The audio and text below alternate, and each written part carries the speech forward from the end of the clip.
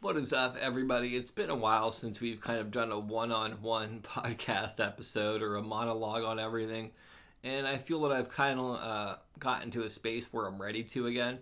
So when I started this whole process, it was a way of normalizing my own personal experience, healing and a lot, and letting stuff out, giving myself a voice. Um, and as I've stepped back for the past 6 months or so and allowed other people to step up and give them a platform to really talk about what's going on with them and have taken things in a new direction. In some ways, I want to go back to what has worked for me, maybe with a new twist in some capacity. So I read my daily TAO meditation today and I found it pretty insightful. And I wanted to share that with you and share some of my thoughts on it. So I hope that you enjoy this. Writer is what it's called. She withdrew into herself, first writing just for one, then touching thousands. She incarnated ghosts, hurt, and joy. Into paper and ink, stories of wonder. One author said I can get rid of anything by writing about it, meaning that the process of externalization could liberate him from the pain in his soul. That realization produced a delicious dichotomy to free himself or to hold on to both joys and torture by remaining silent about them. Writers write because they must. They need to express something from deep within themselves. They hear voices that others do not. They listen urgently, and they must communicate what they hear. People feel Tao in the same way that writers feel something unique. In the process of listening for mysterious voices and expressing the wonder that comes is a magic akin to perfection of Tao. And as somebody who is both a writer and who really likes to express themselves a lot, I do feel that when I'm really communicating my experience, whether on paper or behind the microphone or at one of the meetings I go to, in any various platform that I have of expressing myself, I'm out of the way and I'm in some kind of meditative process and I'm a piece of a larger whole instead of this individual entity experiencing infinity, which is a big task to do if I'm being self-absorbed. And that's one of the reasons I'm behind the microphone again in this capacity is this is helpful for me. And I encourage people listening to also find out what is helpful for them. I know for me, the more that I hold on to things, the more difficult it is for my own personal experience. And I'd like to share some of where I've been at lately because I've touched on it briefly in some of the tarot episodes, but it's not a platform to really delve into things at length. And this is just kind of me expressing where I'm at so we can begin this whole new cycle of Spiritual Phoenix podcast and catch up with everything. So over the past several months, I've just been working away on my websites and refining the presentation of the Oracle at Motion and Spiritual Phoenix Studios and reconceptualizing and ironing in some of the more boring and mundane aspects of everything and educating myself. But that's actually been very awesome.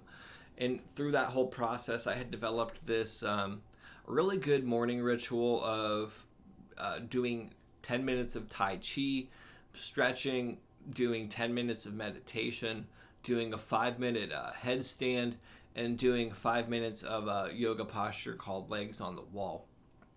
And all of that was really great for me. And then I was even up to swimming 20 laps at one point in the pool, in an Olympic-sized pool, which is over half a mile.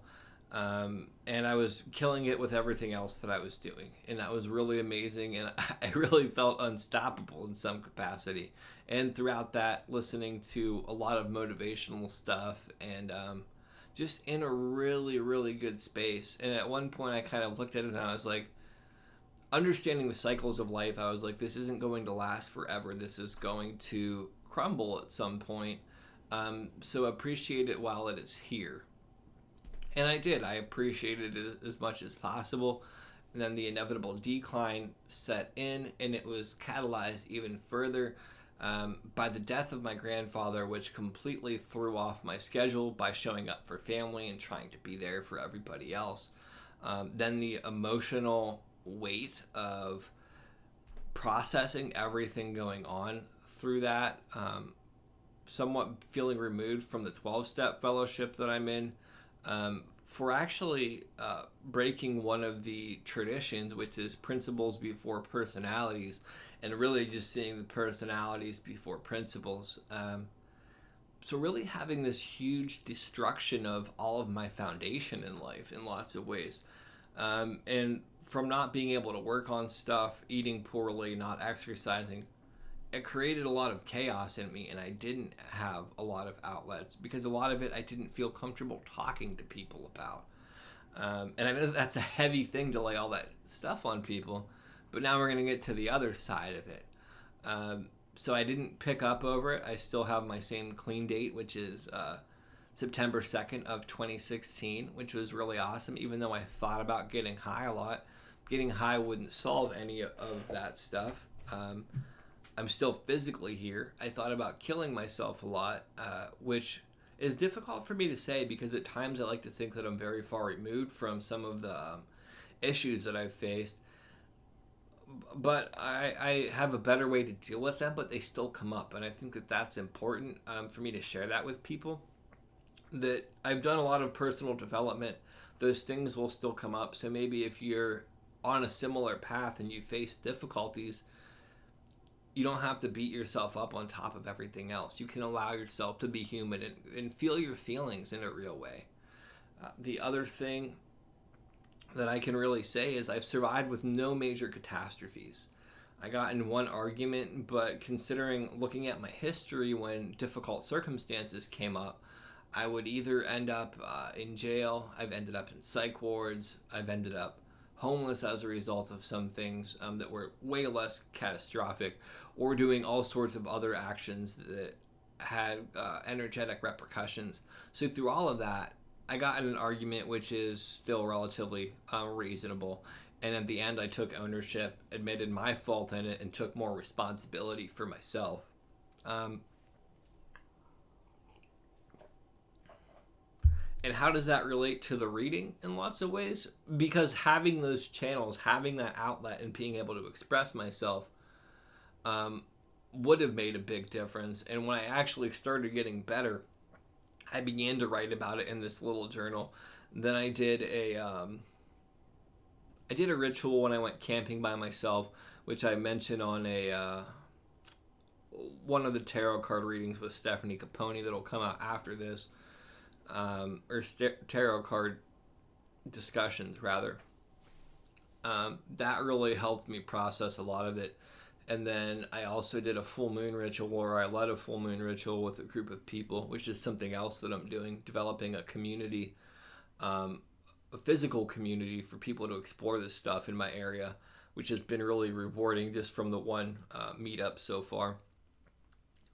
But like I began to verbalize all of this stuff. And then even yesterday, I went to a meeting and it was kind of about surviving the storm and obsession and really vocalizing where I had been at with everything. And one of the things that came up, and I'm sure that this will relate to other people can relate to this, is sometimes the storm is is our obsession about the storm.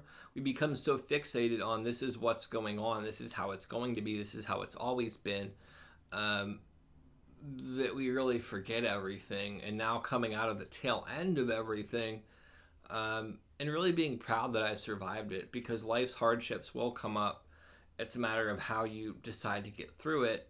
But ultimately, if you can stick to the principle of writers write, that was kind of mentioned in that Taoist reading, all things will be okay. And it's okay to get off track, but getting back to what you do. I'm a podcaster. Podcasters podcast. This whole concept of this podcast was started about me sharing my own personal experience, and I folded other people in. And I think all those things are great.